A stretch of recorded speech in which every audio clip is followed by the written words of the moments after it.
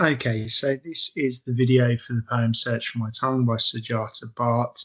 Before we actually get into going through the poem itself, I want to talk about the poet's biographical context. And although that's not on the mark scheme and you're not expected to write about it in your essays, I think knowledge of it will enhance your understanding of the poem.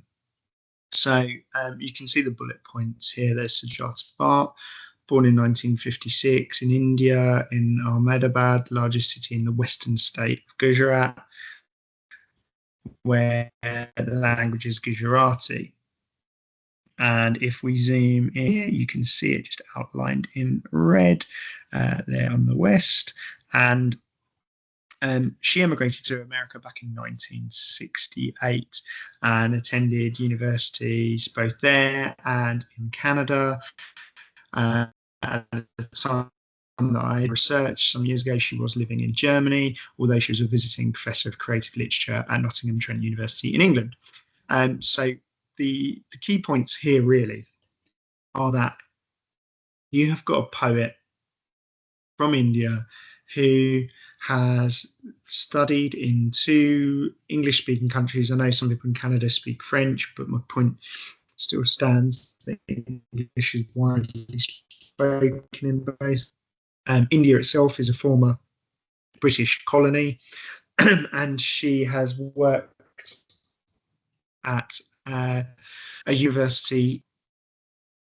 And in order to understand this poem, and some of you might find this easier than others depending on what languages you speak, is you've got to take on board this concept of being the linguistic outsider whose native tongue is not the one spoken in the land that you're living in, and therefore you have to take on this foreign language. And a lot of people would assert that your language is an integral part of your identity,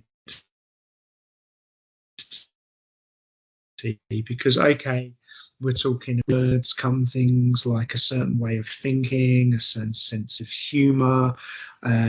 I would even say that with languages, they can have different styles, and they can sound very, very different as well. So I think your language is a huge part of your identity. And that is really what's at the crux, the core, at the center of this poem. So let's get into analysing the poem. Just so you're aware, before we get into that, there's this bit in yellow and red here at the top. The copy of the poem in Edexcel's anthology, a clean copy of which will be on your desk in the exam, does not have these bits in red with the translation of the Gujarati section. I was just fortunate enough in a lesson many years ago now to have not one, not two, but three students all put their hands up for the same reason. That was to tell me that they were fluent in Gujarati. And so I was very fortunate they were able to translate it. You aren't expected to analyse the words within the Gujarati or to know the meaning of the poem in terms of changing it and transforming it. I would argue to a degree it just basically consolidates it and compounds it. And I think the main thing you'll talk about is just why the Gujarati is included in the middle of the poem. But we'll get to that later on. Now, the title, Search for My Tongue, is even worth considering. When you're searching for something, it suggests that it's either lost or missing. And your tongue, okay, I think this is quite a crucial way of speaking about language because it's making it sound as if it's an actual part of your body. That's how integral it is. So the title is meaningful. Some people, or some students, I should say in the past, have said that even before they read the poem, there's this sense of anxiety and panic that's induced by the title because it makes you think about the fear of losing a really important part of yourself, a really important connection to the roots of your identity. Now, when the poem starts, it's a really interesting opening. We start with that second person personal pronoun you, and the two ways that could work. I mean, it seems to me that at the beginning of this poem, it's as if we've joined a conversation part way through, and the poetic voice is responding to a question that they have just had posed to them, that they have just had asked. But the fact that they use you is quite clever because it suggests that at one level they are addressing the person that has just asked them the question, but also on another level it makes it feel as if it's the reader being addressed because there's that ambiguity with you. It fits both the person they're speaking to, but also feels as if it's the reader at the time. And one would, I think, be reasonable to infer that Sujata Bhatt has written this poem to try to encourage empathy from English speakers who are fortunate enough to find their language so dominant in so many places. You ask me what I mean by saying I've lost my tongue. So it definitely is alluding to an ongoing dialogue, an ongoing conversation here, because the person that they're addressing, whose voice isn't present in the poem, was basically asking for clarification. It was basically saying, explain to me, can you explain to me what you mean when you say you've lost your tongue? And in line 3, there's this, at least I really like it, this reversal. It says you ask me and then it says I ask you. So there's this turning of the tables. You're asking me about my situation. Now let me ask you whether you can empathize with it and imagine what it's like to be me. And this is quite encouraging that they're in dialogue. What would you do if you had two tongues in your mouth? Now, the imagery evoked here, I think, is kind of absurd and ridiculous and sympathy, because if you imagine someone with two tongues, they would look a real oddity. There's also this sense that there wouldn't be enough room in their mouth. It strikes you as kind of difficult and amusingly ridiculous and odd. And so I think there's possibly the first, well, I think that is the first powerful image of the poem, which is conveying the difficulty of the situation, being the foreign speaker who has to operate with these two languages. And I think just totally a member of my form looking really tired in registration in year 11, and it was just at a point where they were doing mock exams, I think, and then I inquired if they were okay, and they said, "Sir, I am knackered." I said, "Why? What's been so exhausting?" They said, "I have had a French mock and I think it was a French mock and a Spanish mock. I don't think it was Chinese at that time. French and Spanish mock this week, and I speak English at home. I've spent the week speaking 3 languages. My brain is frazzled." Now, that was obviously quite an unusual experience for that student. I don't think that they then decided to continue at A level, but they'd found it very tough going. For some people, that is probably the situation all of the time. And obviously, if you're a native English speaker, you're incredibly fortunate. Most places you go in the world, you can just speak English and someone will answer you at least some kind of level in that language. And lost the first one, the mother tongue. Now, calling it the mother tongue, it stresses that sense or consolidates that sense that it's something really important. Tongue is a part of you, your mother. It's bringing to mind these maternal notions of care, warmth, affection, real closeness. And it's also just a common way of speaking about your native tongue is your mother tongue, and could not really know the foreign tongue. So again, this juxtaposition here, mother tongue, foreign tongue. And can you see how starkly different those are? Your mother is very, very familiar to you, very close to you. Foreign is something strange, unknown, unusual, distant. Yet these two things are supposed to coexist. These two antithetical things. You could not use them both together, even if you thought that way. So it's stressing the impossibility of this situation, or at least the difficulty of it. And if you lived in a place you had to speak a foreign tongue. It's a really hypothetical field to this so far. If this was the situation, if this were the situation that you were in, how would you feel? And of course, the implicit subtext the whole way through that is, well, it is my situation for the narrator, and so it's kind of saying, if you had it as difficult as me, how would you feel in my place? So it would go back to me talking about the poetic voices trying to encourage empathy. And if you lived in a place you had to speak a foreign tongue, so it sounds like it's an obligation there, your mother tongue would rot, rot, and die in your mouth. Now, the verbs here are really striking. Rot is used twice in quick succession. The T at the end of rot is noticeably sample, being ones that are made particularly emphatic because of the way that the air is cut off in the mouth when they're formed. If you haven't come across that term plosive before, it's basically the word explosive with ex taken off of there. And you can find lists of the plosive sounds and letters online, but T is one of them. So rot, and twice in quick succession, and it's the mother tongue rotting, so something really close that you care about. And the verb rot brings to mind this horrible imagery of it decomposing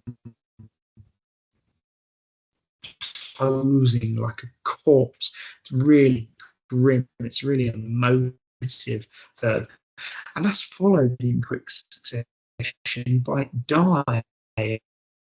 And the D at the beginning of die is plosive as well. So rot and die is induced in you because you're going to feel great sympathy for how that must feel. Someone uh, experiencing such critical rotting pain until you have to spit out and something else. We spit things out when we're disgusted with them. We no longer want them in our mouth. That's how difficult the situation has come. So that verb spit, and I think spit ends with a plosive T. It's also got a plosive S in it. You've got 3 words in a row there that end on a plosive T, and also that's repeated again in the next one. You've even got thought with a plosive T at the end of it. It makes it sound really harsh until you had to spit it out. I thought I spit it out. It's making it sound really phonetically intensive here. The sounds are really quite noticeable, really quite powerful, and a series of really emotive verbs: rot, die, spit, spit, and there's quite an interesting point that she brought up a while ago, which is they were saying, is this a deliberate grammatical error there? Because it's credited in an essay. The student in my class made the point and said, this is a foreign speaker speaking English, explaining to an English speaking native speaker what it's like to sign physical errors. And they were making the point that this is this error from where it should be spat out. I thought I spat it out, and it's slipping to spit it out as a subtle sign that it's not a native speaker of English narrating the poem.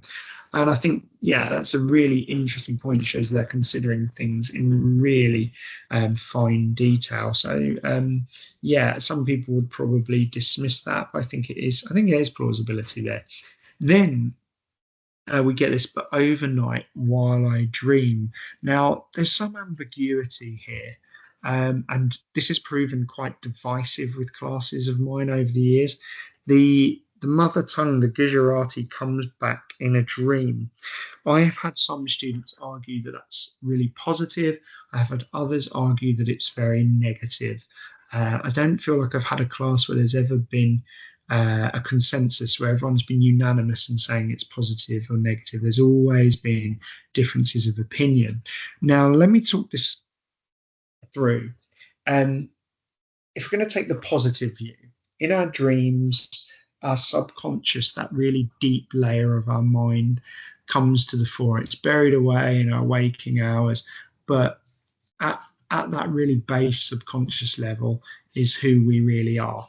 And so the kind of essence of the person, the true self, comes out in the dream. And for the Gujarati to be a part of that is really positive, because the point would be made by those who take the positive interpretation that having to speak English all day might bury the Gujarati and make it seem as if it's been lost, but really it's just really hidden at a deep level, and it comes back in the dream and is therefore present. Other students have taken the view and said, well, actually, this is quite depressing because it's so buried and hidden and it only comes back in a dream. And so it's not actually a part of the poetic voice's reality, their day to day life. And students have made comments like, and dreams are forgotten over time. So you'll have to reach your own decision. But I think it's quite clever what Bart's done. And there's also the view to be taken that dreams are about things that you want to happen, which is you want it to come back.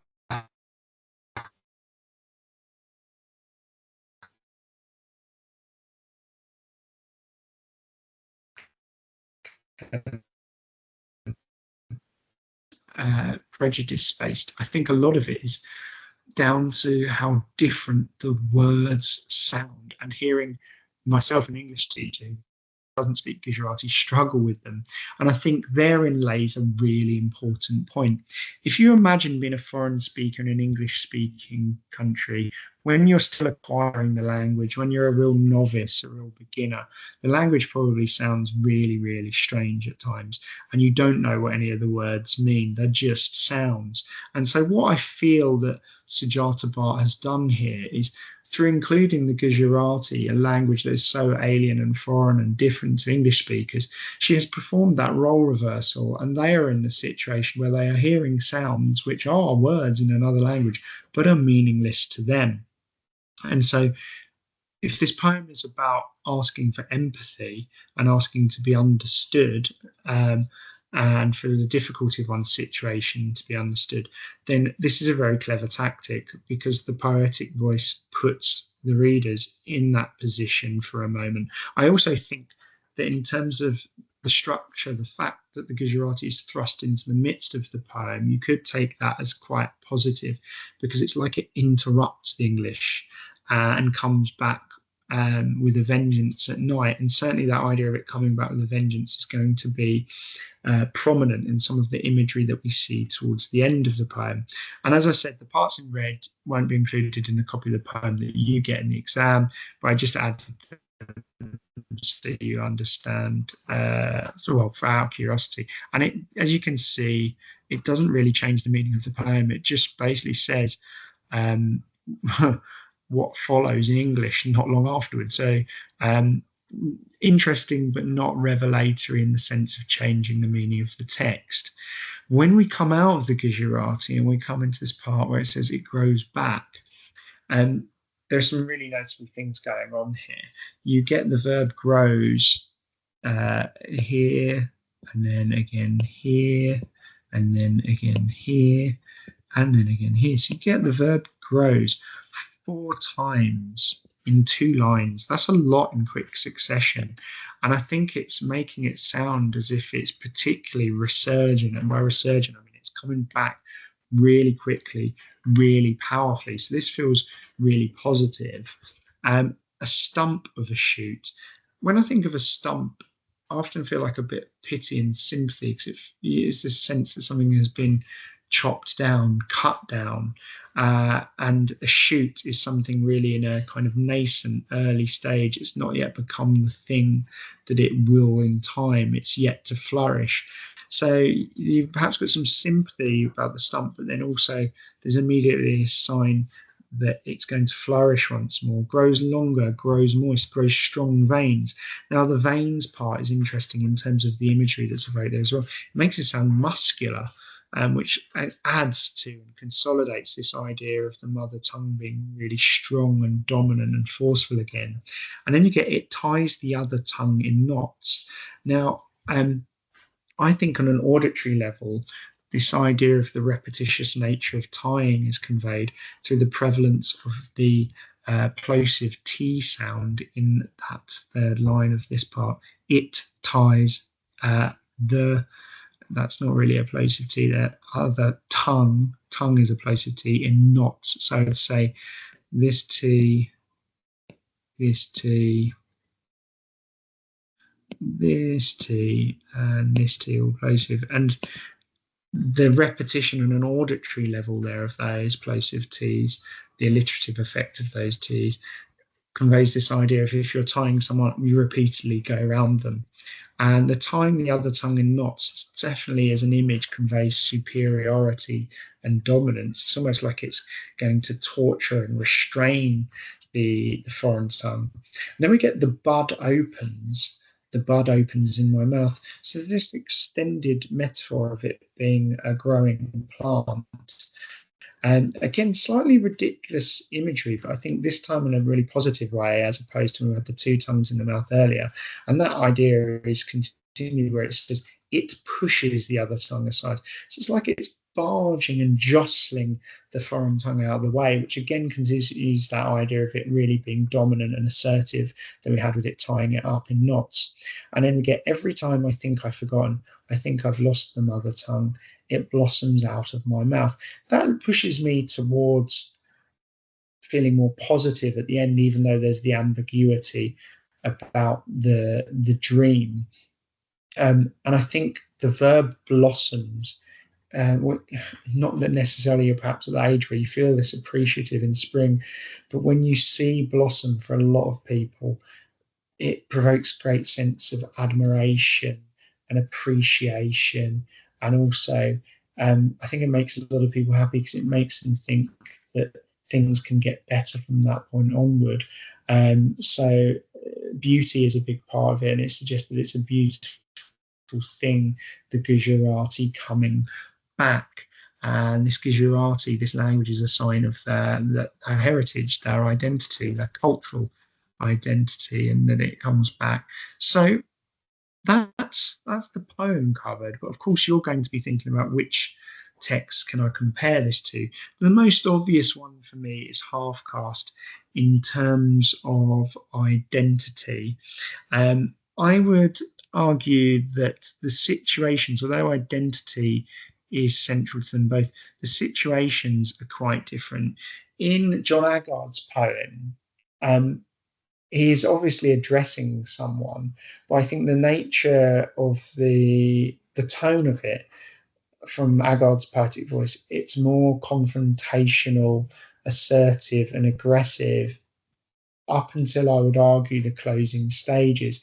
Whereas it sounds as if Barthes' poetic voice is engaged in fairly polite, civil, and curious dialogue, Aggard's poetic voice seems to be taking issue and addressing those who have used the insulting, derogatory term half caste, and is seeking to hold them to account for their linguistic inconsistency. His poetic voice seems aggravated that other things that are a mixture of different components are not spoken about and not labelled in such a derogatory manner. But by the end of his poem, he sounds quite positive in that he suggests that he can have a dialogue with people who have spoken to him badly based on his mixed race identity, but they just need to come back when they're thinking straight, when they're using all of their brain.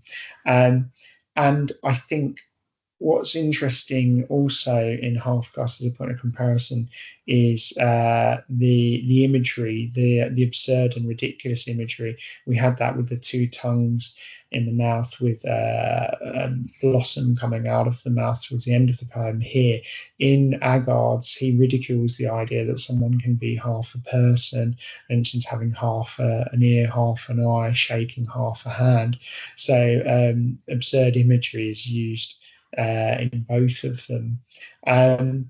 Other poems that you could compare with, I would argue that there's this sense of a shared sense of kind of passivity in both this and prayer before birth. So in the early stages of Search for My Tongue, it feels as if the poetic voice is obligated to speak English, that they can't keep this part of themselves that they really value and want to retain. And in prayer before birth, it hasn't happened yet. That's the key difference, I think, there. But the poetic voice, the unborn child, is worried that they're going to be nothing more than a puppet to be manipulated by mankind, and that their life will be wasted as a consequence. So I think there's an opportunity there, feelings of passivity in an alien world that's very different. And for prayer before birth, it's because they're unborn, they're going to be going into the human world.